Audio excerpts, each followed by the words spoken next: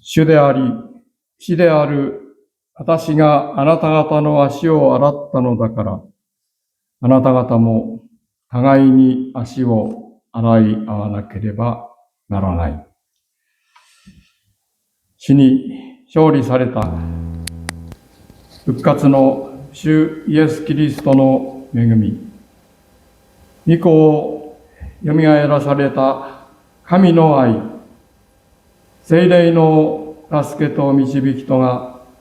あなた方一同の上に今も後もとこしえに豊かにあるように。アーメン。